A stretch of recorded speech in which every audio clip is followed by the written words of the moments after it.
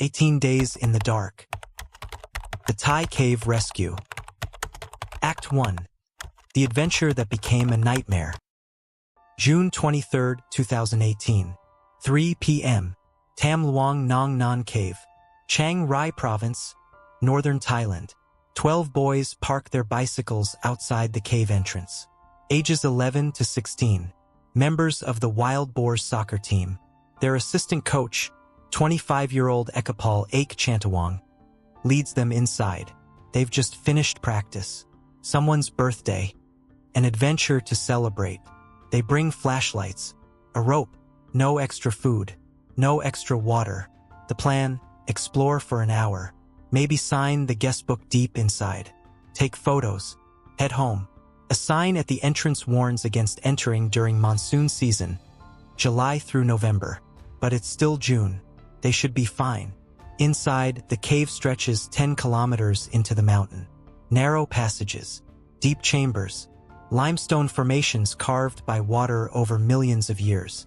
The boys move deeper, laughing, joking, the beam of their flashlights dancing across wet stone. Then rain. Not gradually, suddenly. Torrential downpour.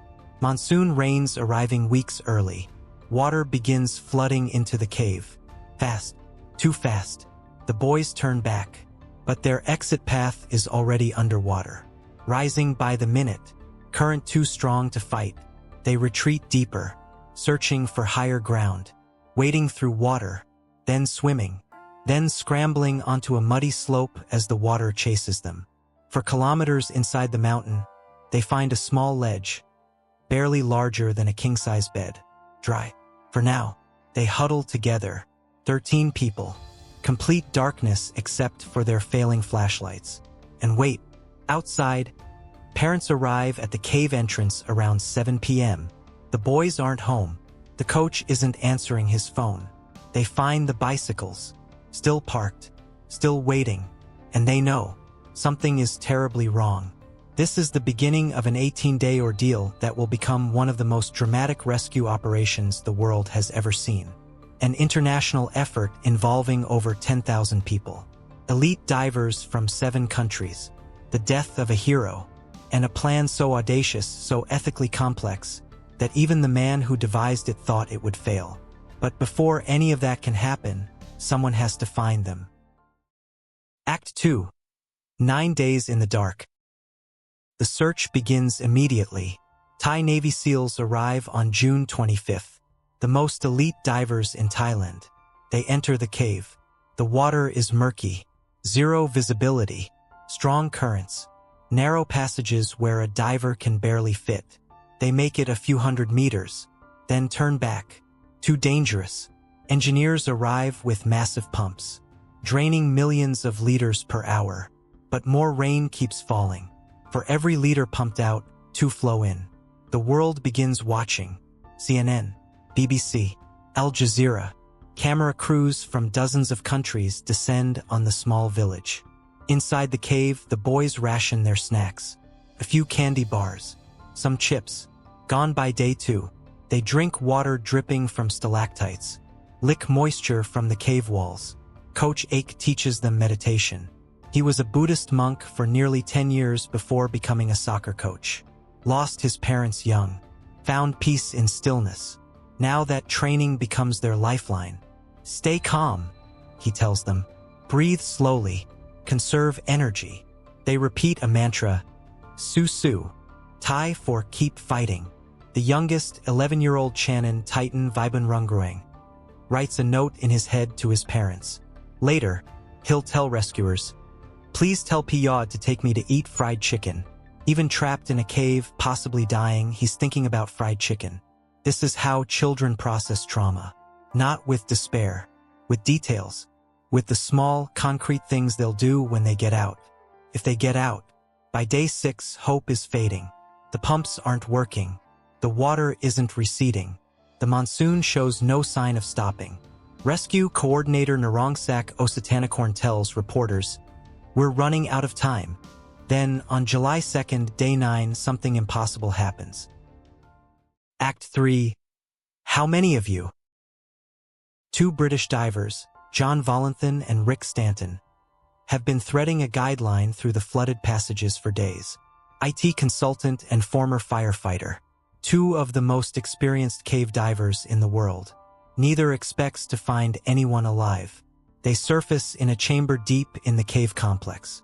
Their headlamps pierce the darkness. And there, on a ledge about a meter above water, 13 faces stare back. "How many of you?" Volanthen asks in English. 13. One of the boys answers. Adil Samon, 14 years old. Stateless. Escaped ethnic conflicts in Myanmar 8 years ago. The only one who speaks English. "Brilliant," Volanthen says, his voice remarkably calm. The boys ask about food. About going home. "When can we get out?" Volanthen doesn't answer directly. He knows the truth. Getting out is going to be nearly impossible. The footage is released to the world. 13 emaciated faces. Calm. Polite. Unbelievably, impossibly alive after 9 days. The world erupts in celebration. They're alive, but the celebration is premature. Finding them was the easy part. Now they have to figure out how to get them out. Act 4. The impossible problem. The divers assess the situation. For kilometers from the entrance, multiple flooded chambers, narrow restrictions where even expert divers struggle, zero visibility, strong currents. The journey takes 3 hours for experienced cave divers. And these boys, most can't even swim. Initial plans emerge. Option 1. Wait for the monsoon to end. For months, keep supplying them with food and oxygen. Problem: oxygen levels in the chamber are dropping fast. They might not have for months. Option 2. Drill down from above. Find another entrance. Problem: the mountain is 1,000 meters of solid limestone. Drilling could destabilize the cave system, flood it further. Option 3. Teach the boys to dive. Full face masks, guided by expert divers. Problem: even trained divers panic in zero visibility caves. What happens when a terrified child rips off his mask? A trial run with Thai pump workers goes catastrophically wrong. Experienced workers, underwater for only 45 seconds, panic so severely they nearly drown. If adults with cave experience can't do it, how can children? Then British diver Rick Stanton has a thought. Terrible thought. An unthinkable thought. What if they don't have to be conscious? Act 5. The death that changed everything. July 5, 2018. 8:37 p.m. Former Thai Navy SEAL Samon Kunin, 37 years old, enters the cave. He's been retired since 2006. Works as an airport security guard in Bangkok. But when he heard about the trapped boys, he volunteered immediately. His mission: deliver oxygen tanks to the boys' chamber. Place them along the route for the eventual rescue. He completes the delivery, starts his return journey, and runs out of air. His dive buddy finds him unconscious. Attempts CPR in Chamber 3, a staging area 1.2 miles inside the cave. Nothing works. Samon Kunin is pronounced dead at 1 a.m. on July 6th. The news hits the rescue operation like a shockwave. An elite diver, experienced, fit, an accomplished triathlete, dead. If someone like Kunin can die in these conditions, what chance do 13 untrained people have? Thai Navy SEAL Commander Rear Admiral Arpakorn Yukungke addresses the press. Inside the cave is tough, but I can guarantee we will not panic. We will not stop our mission. We will not let the sacrifice of our friend go to waste. Kunin's body is given a royal funeral. King Vajiralongkorn posthumously promotes him 7 ranks to lieutenant commander, an unprecedented honor. A bronze statue will be erected outside the cave. Kunin standing with 13 wild boars at his feet, watching over them forever. But right now, the rescue team faces a terrible reality. If the world's best divers are dying in these conditions, there's only one option left, the unthinkable one. Act 6. The doctor who said no. Dr. Richard Harry Harris receives a call in Australia. Anesthetist, cave diver with 30 years experience, specialist in aeromedical retrieval. The Thai government wants him in Chiang Rai. Immediately, when he arrives, Rick Stanton asks him a question. Could you sedate someone and dive them out through the cave? Harris's answer is immediate and emphatic. Absolutely not. Sedation is just not an option. The thought of rendering someone unconscious with an anesthetic, submerging them in water, carrying them underwater through a cave with very tight restrictions and zero visibility was truly preposterous. It had zero chance of success, in my view. Think about what's being proposed. Inject children with anesthetic. Make them completely unconscious. Put them in full-face dive masks. Attach them to divers. Drag them through flooded passages. Some so narrow the diver has to remove his tank to fit through, for 3 hours. In zero visibility, in strong currents, through restrictions where their unconscious bodies could get stuck. It's not a rescue plan. It's a mass drowning waiting to happen. But Harris agrees to visit the boys, assess their medical condition. By time, while someone thinks of a better plan, he dives to their chamber, 3-hour journey through the flooded cave, and realizes there is no better plan. The water isn't receding. Oxygen is running out. More monsoon rains are forecast. Sedation isn't the best option. It's the only option. Harris demands 24 hours to dive the route again, to design an anesthetic protocol, to convince himself it's possible. I was resigned to a level of fatalities, he later admits. At the most optimistic, I thought 50% would make it out alive. 50%. That means 6 or 7 children drowning unconscious in the dark while being carried by the world's best divers. That's the best-case scenario. Act 7. The protocol. Harris designs something that's never been done before. 2 intramuscular injections. Ketamine to sedate. Atropine to suppress saliva production and prevent drowning. Delivered through the thigh. Through wetsuits if necessary. The sedation lasts about 45 minutes. The journey takes 3 hours. So halfway through, divers will have to inject them again. Underwater. In the dark. By feel. If the dose is too low, the child wakes up, panics, rips off the mask, drowns. If the dose is too high, respiratory depression. They stop breathing, drown. The margin for error is razor thin. Harris trains the dive teams. Australians Craig Challen, the British team, Thai Navy SEALs. He shows them how to check breathing, how to administer top-up doses, what to watch for. The plan is approved by Thai authorities. Barely. Some officials oppose it. Ethically. Legally. If children die while unconscious, who's responsible? The divers? The doctor? The government? But oxygen levels in the chamber are now dangerously low. 18%. Normal is 21%. Below 16, they'll lose consciousness naturally and die. The forecast shows more heavy rain arriving in days. If they don't act now, the cave will flood completely. July 8th. The decision is made. They're going. Act 8. Sunday, the first 4. July 8th, 2018. 13 divers enter the cave.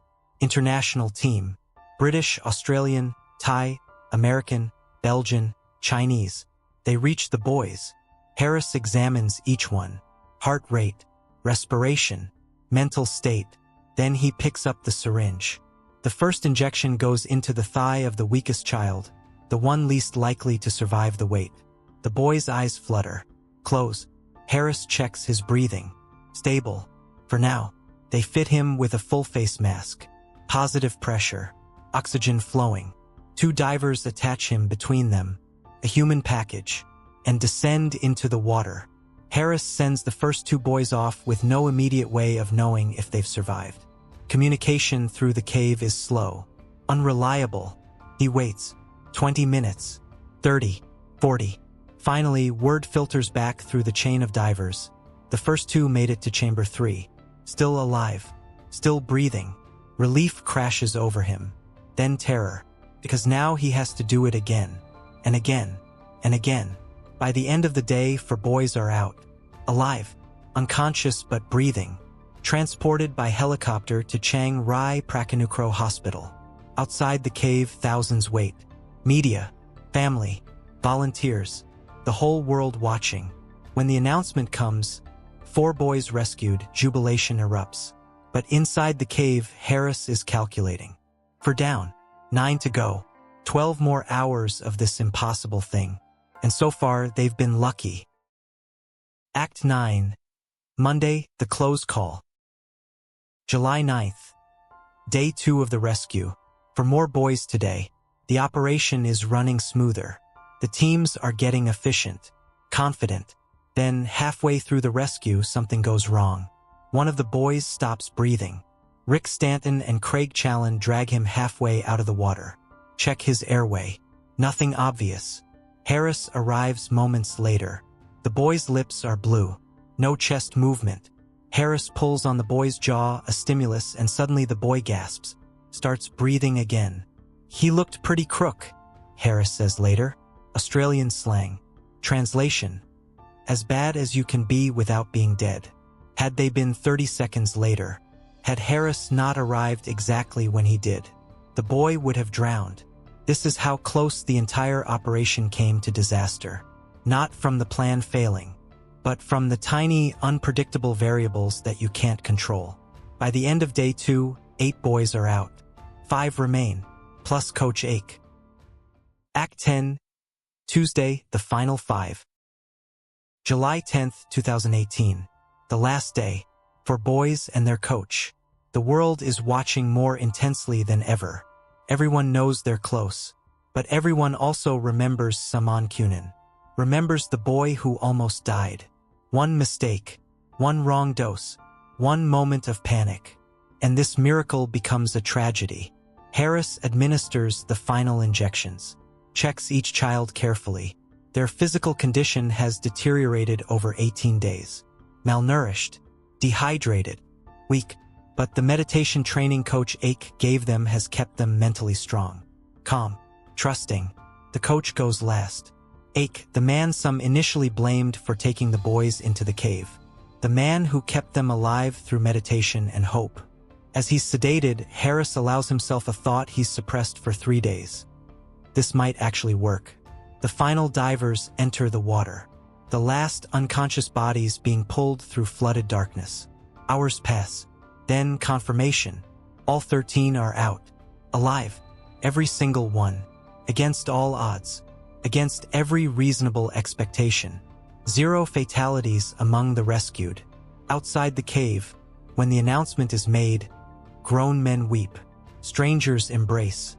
A nation exhales. 13 bicycles still wait outside the cave entrance. Covered in flowers now. Tributes. Messages. Prayers. The boys will ride them home. Eventually, when they're strong enough. But for now, they're in the hospital. Quarantined. Recovering. Alive. Act 11. The aftermath. The boys spend a week in hospital. Recovering. Gaining weight. Processing trauma. Psychologists are on hand. The boys are told about Saman Kunin's death gently. They write messages of thanks on his portrait, wiping away tears, promising to be good guys. On July 18th, they hold a press conference, wearing matching Wild Boars jerseys, smiling, joking. A reporter asks Coach Ake, "Do you feel guilty?"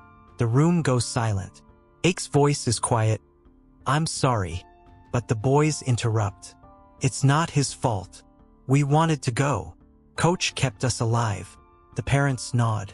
The nation agrees. Ake isn't a villain. He's a hero. The boys become global celebrities. Invited to the Ellen DeGeneres show. Meet their soccer idol Zlatan Ibrahimovic. Attend the 2019 AFC Asian Cup. Several later become Thai citizens, including Adil, the stateless boy whose English saved them. But not everyone is celebrating. Dr. Richard Harris receives news while still in Thailand. His father has died back in Australia. Passed away during the rescue. Harris didn't know. Couldn't leave. Couldn't stop. 13 lives depended on him. When he finally returns home, it's not to celebration. It's to a funeral. "I was doing what I had to do," he says simply. "My father would have understood." Harris and Craig Challen are named 2019 Australians of the Year. awarded the Star of Courage, knighted by the King of Thailand. But the praise sits uncomfortably. I was convinced it would end in disaster, Harris admits. We got lucky. Lucky. Not heroic. Not brilliant. Lucky. The humility is quintessentially Australian. And quintessentially wrong. Because yes, they got lucky. But luck only matters when you're skilled enough, brave enough, crazy enough to put yourself in position for luck to find you. Act 12. The Second Death. December 2019. 18 months after the rescue. Thai Navy SEAL Beirut Pakbur dies from blood infection. Sepsis contracted during the cave operation. He'd been fighting it for over a year. In and out of hospitals. Treatments. Hope. Relapse. On December 27th, the infection reaches his bloodstream. His body can't fight anymore. He's 38 years old. Like Saman Kunin. 2 heroes. 2 deaths. 1 rescue. The reminder is sobering. The cost of saving 13 lives was 2 others. Volunteers who didn't have to be there. Who came anyway. Saman Kunin's statue stands outside the cave. Beirut Pakbur is honored posthumously by the Thai Navy. Their names are carved in stone. Their sacrifice remembered. But here's the truth. They would do it again. In a heartbeat. Because that's what heroes do. Not because they're fearless. But because some things are worth the risk. Epilogue. What the Cave Taught Us. June 23, 2018. 12 boys and a coach enter a cave for an hour-long adventure. 18 days later, they emerge, unconscious, carried by the world's best divers, into the light. The cave has become a memorial site, museum, tourist attraction. Thousands visit annually. Read the plaques, see the statue, stand where bicycles once waited. The story has been told in documentaries, films, books. The 2022 Netflix series, Thai Cave Rescue, Ron Howard's 13 Lives, National Geographic's The Rescue.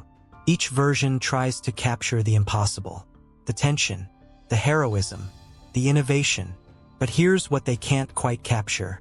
How an entire world stopped, united, held its breath together. Republicans and Democrats, Americans and Chinese, Buddhists and Christians, rich and poor. For 18 days, none of that mattered. Only 13 lives. Only the impossible mission to save them. In an era of division, the cave gave us something rare. A shared story. Shared hope. Shared relief.